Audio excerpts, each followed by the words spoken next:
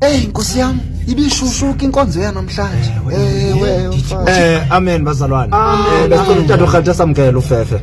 Hey, sayiqala ngapi nalento na? Fefe.